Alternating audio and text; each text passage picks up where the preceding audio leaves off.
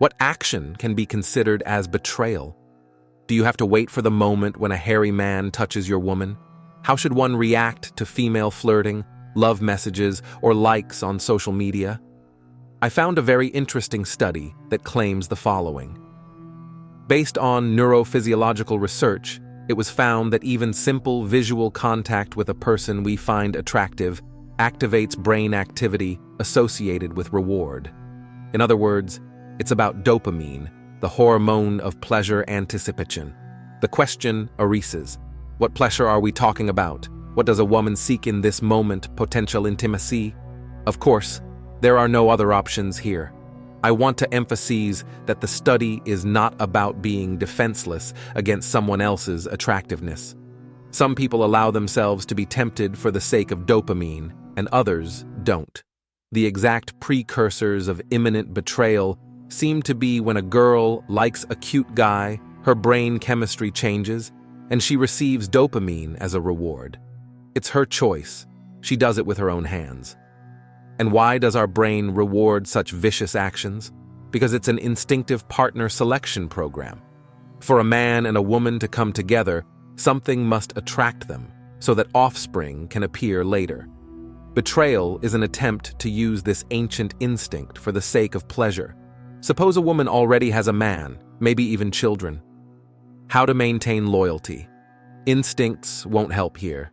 Humanity needs to come into play. A conscience must be present to avoid seeking immoral and adulterous dopamine. I want to emphasize once again, neurophysiological studies have confirmed all this, and there will be a link to them in the video description. A woman starts to enjoy flirting, attention, only when she has already mentally betrayed you. As for the outward appearance of a woman's actions, it's absolutely secondary. Have you ever wondered why some women like to dress provocatively and post beach photos on social media while others don't? It's simple. Because some perceive every man who licked them as a potential partner and get a dose of dopamine, while for others it's not interesting because it's taboo. Every like from an unknown man for them takes on a completely different meaning. A girl can open the list of all the likes, and her brain starts to perceive each man as a real candidate. If the person happens to be handsome, the dopamine rush will be even stronger. If someone is going to cheat, their reason has long been turned off. They are simply controlled by instinct. What is instinct? It's a genetically encoded behavior model, the goal of which is to satisfy a certain need. That's why wives often go to their bosses because, from the point of view of ancient reactions, the boss is a leader and therefore attracts a woman much more. Why do women in age often find younger partners? Because the instinct suggests that this stud has greater reproductive potential. For the same reason, young girls find older men because they perceive them as more experienced, mature males. And when you cater to instinct, you get a double dose of dopamine. That's all. Intermediate conclusion.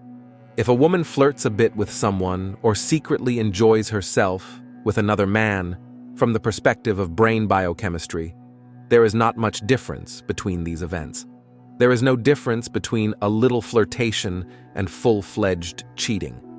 In this case, it is correct to call betrayal not physical contact with another man, but the woman's first attempts to get adulterous dopamine. You can write, "Haha, are you not confident at all?" So what if she flirted a bit, liked someone, and what? Well, nothing. Just inside her head, the woman has already betrayed you 50 times. You've probably heard the phrase when a girl says, "I interact with everyone, give likes to everyone." It's just nonsense.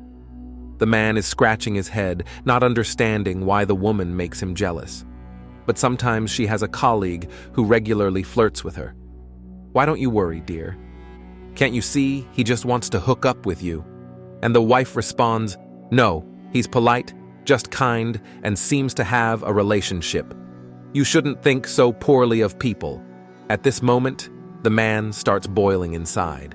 He understands what's really happening, but he attributes it to the woman's naivety. She's just a bit silly and very kind, that's all. It's a lie. The woman understands everything.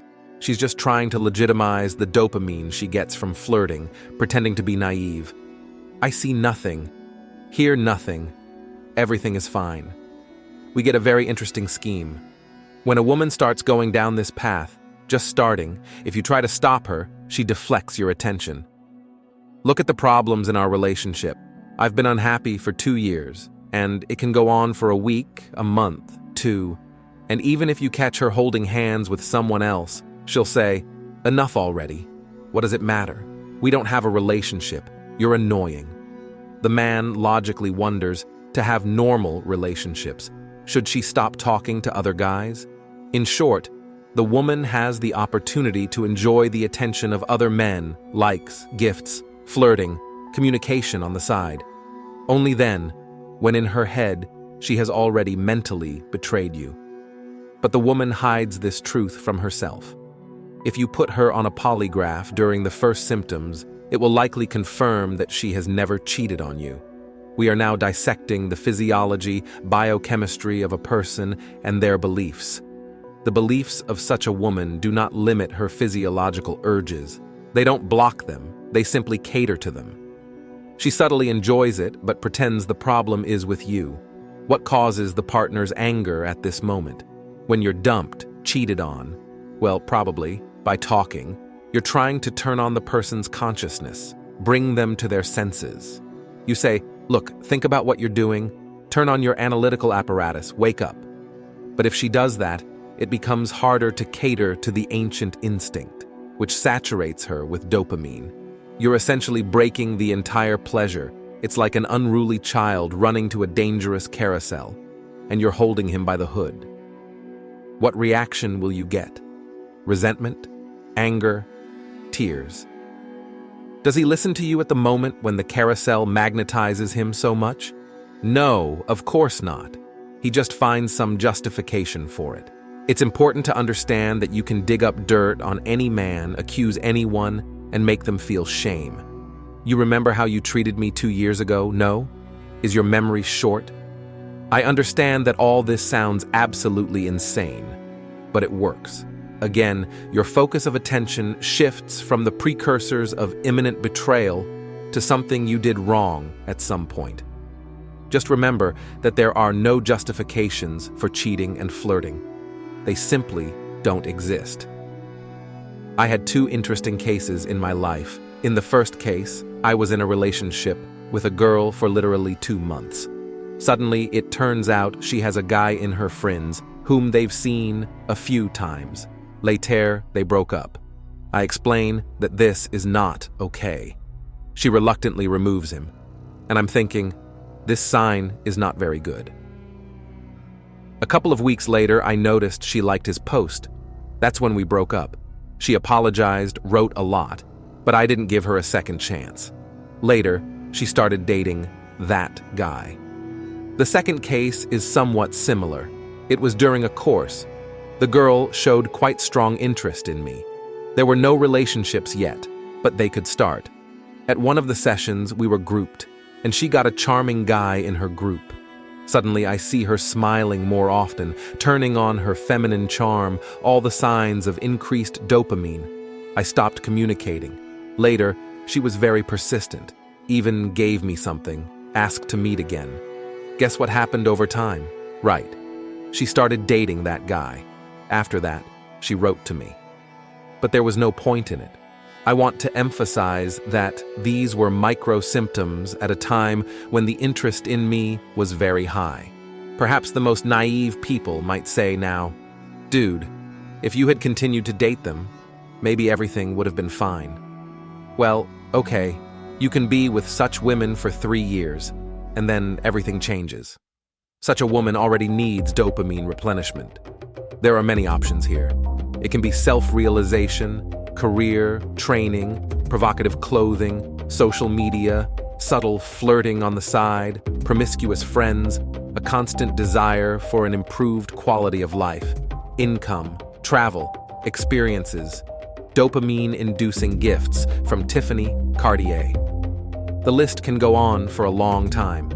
These women will always seek dopamine on the side. These pathologies don't immediately lead to cheating. Infidelity happens after some years. Yes, you can be with such a woman for quite a while. These may not be the worst relationships, but personally, I don't want such relationships. Even at a young age, I understood how you can pump any woman with dopamine. But when you're capable of it, when you know how, when you understand everything, being with such a woman is not very pleasant, not very comfortable. In my view, considering such an option makes sense only if you already have common children, and even then, not always. So, if your woman is acting strange, sit down and think about what needs she wants to fulfill. But it's important to consider that people's behavioral strategies in relationships often don't change. A woman doesn't become a cheater at the moment she cheats on you. Cheating is not an unfortunate accident, but the inevitable outcome of those inclinations that were present in the woman for a long time, like a flower that absorbed moisture for a long time and sprouted from the ground for months. So, if you find yourself in troubled relationships where your wife cheated on you, it means your own beliefs led you to this. Subscribe, we have a lot of work ahead of us.